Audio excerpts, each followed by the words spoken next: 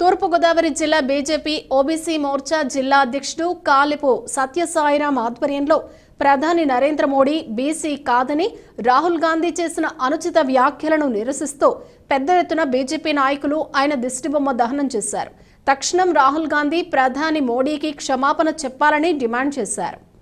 ఈ సందర్భంగా కాలిపు సత్యసాయిరాం మాట్లాడుతూ ఒరిస్సాలో జరుగుతున్న జోడో యాత్రలో రాహుల్ గాంధీ నరేంద్ర మోడీపై చేసిన అనుచిత వ్యాఖ్యలు యావత్ బీసీ సమాజాన్ని అవమానించడమేనని, మోడీ పుట్టుకతోనే ఓబీసీ కాదని, ఆ కులం ఓబీసీలలో తర్వాత చేర్చబడిందని, ఓబీసీ అని చెబుతూ దేశాన్ని మోసం చేస్తున్నారని తీవ్రమైన వ్యాఖ్యలు చేయటం సరికాదన్నారు.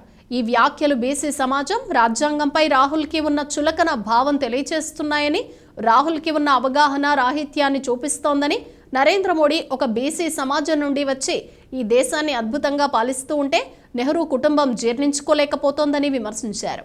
ఓబీసీ మోర్చా రాష్ట్ర ఉపాధ్యక్షుడు కురగంటి సతీష్ మాట్లాడుతూ రాహుల్ గాంధీకి ఈ దేశంపై ద్వేషం ఉందని, సామాన్య కుటుంబంలో పుట్టిన నరేంద్ర మోడీ లాంటి వ్యక్తిని ప్రధానిని చేయటం, మోడీ ప్రభుత్వం గొప్ప పాలన అందించడం రాహుల్లో ఈర్ష్య కలిగిస్తోందన్నారు.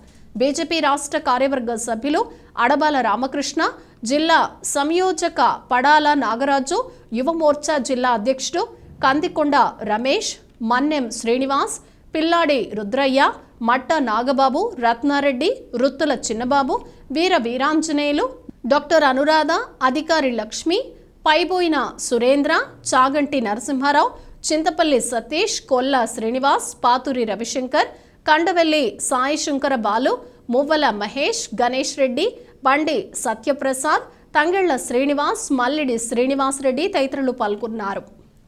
మొన్నటి రోజున ఒరిస్సాలో రాహుల్ గాంధీ జోడో యాత్ర చేస్తూ మన ప్రీతం ప్రధాని నరేంద్ర మోడీ గారిని బీసీ కాదని, బీసీ సమాజాన్ని నరేంద్ర మోడీ అవమానపరుస్తూ చేసిన అనుచిత వ్యాఖ్యలపై ఈరోజు భారతీయ జనతా పార్టీ ఓబీసీ మోర్చా ఆధ్వర్యంలో స్థానిక కంపల్సరీ సెంటర్లో రాహుల్ గాంధీ దిష్టిబొమ్మ దగ్ధ చేసే కార్యక్రమం నిర్వహించబడింది. మన రాహుల్ గాంధీ గారు భారతదేశంలో ప్రథమ బుడ్డోడుగా మేము అందరూ వర్ణిస్తాం. మరి చాచా నెహ్రూ గారికి పిల్లలంటే చాలా ఇష్టం.